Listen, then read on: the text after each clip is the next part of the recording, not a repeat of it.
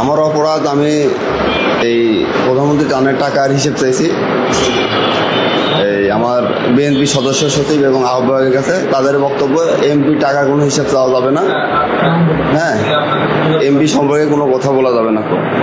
এতটুকু বলার জন্য আমাকে বহিষ্কার করেছে। এবং আমার সঙ্গে যখন ফোনে কথা হয়, ফোনে এই পৌরসভা বিএনপির আহ্বায়ক লালটু স্যার এখানে বলছে যে এমপির নির্দেশে তোমাকে বহিষ্কার করা হয়েছে, তোমার কোনো অপরাধ নাই, তোমার অপরাধ একটাই যে তুমি এমপির টাকার হিসেব চেয়েছো, এটাই হচ্ছে আমার অপরাধ।